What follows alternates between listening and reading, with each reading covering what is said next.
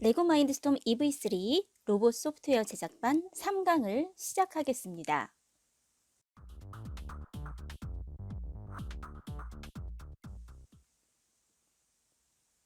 이번 강의는 EV3의 로봇 기초 제어에 대한 이해를 다루겠습니다.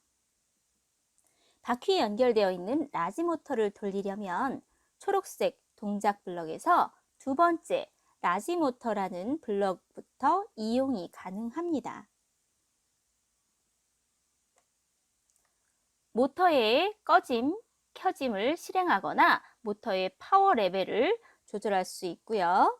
지정된 시간 동안 또는 지정된 회전수와 일치할 때까지 모터를 켤 수 있습니다. 모드는 시간, 각도, 회전수 등으로 모드를 제어를 할 수가 있어요.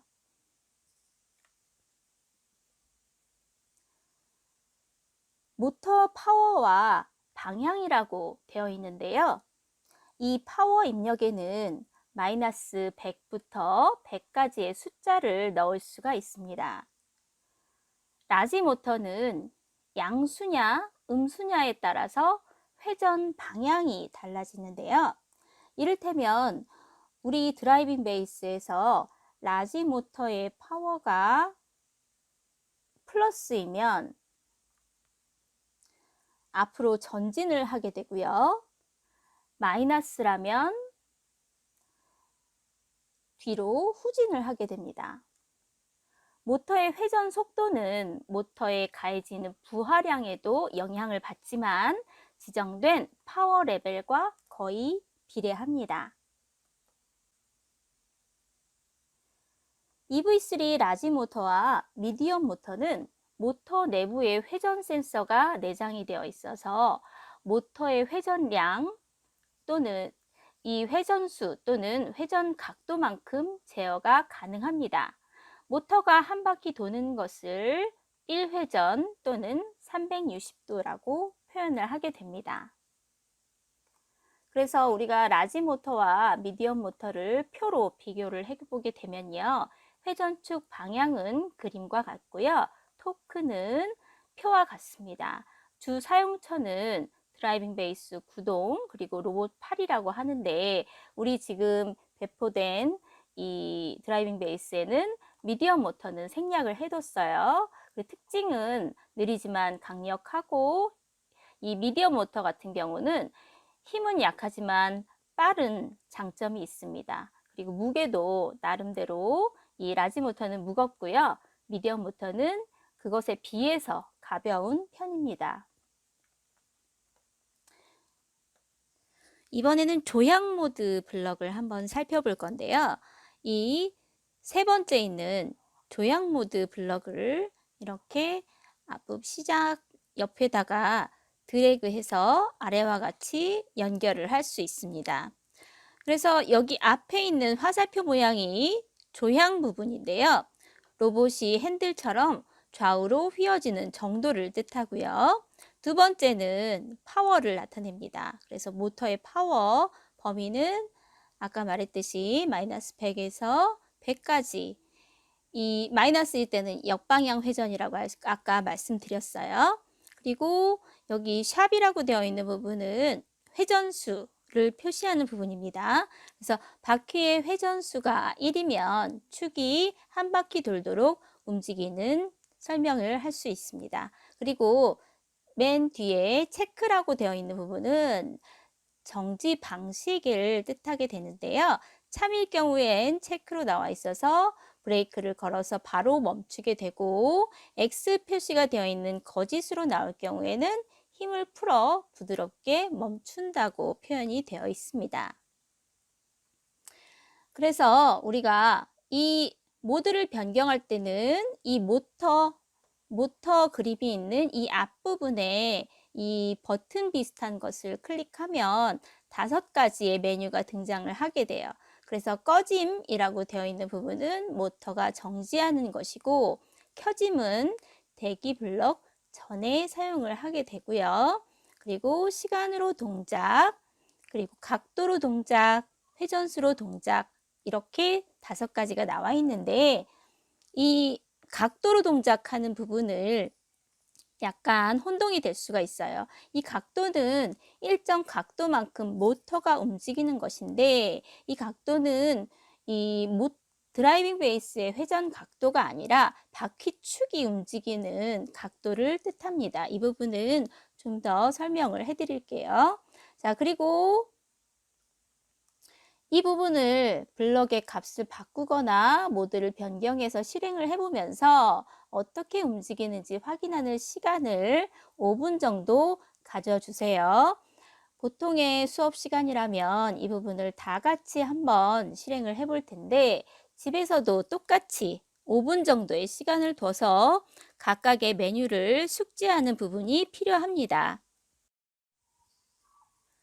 자, 이번에는 프로그램 실행 방법에 대해서 설명을 드릴게요.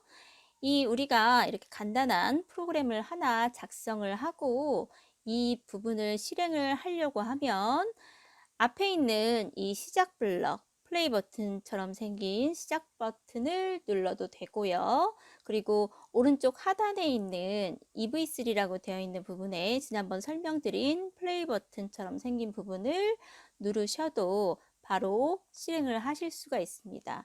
그리고 참고로 한번 실행된 파일은 EV3에 저장되어 있기 때문에 케이블 연결이 없이도 한 번만 다운을 받으면 언제든지 실행이 가능합니다. 자, 그러면 본격적으로 실습을 한번 해보실게요. 이 조향 모드를 여러 개의 블럭을 이어서 연결을 한번 해보겠습니다. 과연 이렇게 각도, 그리고 회전수, 그리고 또 앞에 뭐 마이너스를 준다던가 이렇게 했을 때 이 부분은 어떻게 움직일지 한번 실습을 해보세요. 그리고 또 하나, 조향 모드를 여러 개 연결을 하는데 이번에는 또 다시 숫자를 좀 바꿔보겠습니다. 그리고 여기 720도라던가 그리고 시간으로 한번 체크를 해보세요. 이 블럭은 과연 어떻게 움직일까요? 자, 그렇습니다. 자, 이 부분은 시작 부분이 있고 요거는 앞으로 직선 주행을 하는데 2초간 움직이게 되고요. 두 바퀴를 회전을 하는 거죠. 그리고 1초를 대기하게 되고 이번에는 뒤로 갑니다. 그리고 직선 주행을 하는 건데 바퀴가 720도 들어가고요. 1초 대기하고 앞으로 직선 주행을 하게 됩니다. 이 부분은 테스트를 꼭 한번 해보시길 바랄게요. 그리고 한번 또 수정을 해보겠습니다. 이 부분을 다양한 모드로 한번 수정을 해보세요. 시간, 각도, 회전수 이 부분을 자 입력 파라미터 값으로 해서 각각의 값을 넣어서 다양하게 한번 실험을 해보시길 바랄게요. 자, 그리고 또 하나. 자, 이 바퀴 수랑 그 다음에 각도랑 어떤 차이가 있는지도 한번 테스트를 한번 해보시고 안 되는 부분이 있는지도 확인을 해보시길 바랄게요. 그리고 정지 방식에 대해서 한번 마지막으로 리마인드를 하자면 이 체크로 되어 있는 부분은 강제 정지입니다. 그래서 움찔을 하는 그런 식으로 드라이빙 베이스가 정지를 하게 되고요. 여기 부드러운 정지라고 되어 있는데 이 부분이 차이가 안 느껴지시는 분도 있을 수 있어요. 그러니까 한번 본인이 테스트를 해보는 게 가장 빠른 방법입니다. 그리고 우리 한번 이제 모드를 바꿔서 자, 이 책상의 한쪽 끝에서 다른 한쪽 끝까지 전진하는 부분을 테스트를 할 건데요. 이 부분은 오늘의 과제로 이제 선생님이 제출을 하라고 말씀을 드릴 거예요. 이 모드를 한 번씩 사용해서 프로그램을 작성하고 테스트를 해보겠습니다. 그래서 회전수로 동작하는 프로그램 하나, 각도로 동작하는 프로그램 하나, 시간으로 동작하는 프로그램을 하나 이렇게 세 가지를 책상 한쪽 끝에서 다른 한쪽 끝, 혹시 책상이 아니라면 바닥에 일정 거리를 정해서 프로그램을 해보길 권장을 드릴게요. 자, 이번에는 조향 모드에 이어서 탱크 모드를 알아보겠습니다. 조향 모드는 말 그대로 방향을 조정하는 모드라고 할 수 있는데요. 이번에 탱크 모드는 이 두 가지의 모터를 분리해서 조절을 할 수가 있습니다. 그래서 이 두 모터의 속도를 동시에 제어해서 원하는 방향으로 차량을 주행할 수 있는 기능을 사용할 수 있어요. 그래서 지정된 시간 동안 또는 지정된 회전수가 일치할 때까지 모터를 켤 수가 있습니다. 그래서 포트 선택, 그리고 모드 선택, 입력 파라미터 값을 제어할 수 있고요. 시간, 각도, 회전수의 모드를 제어하실 수가 있어요.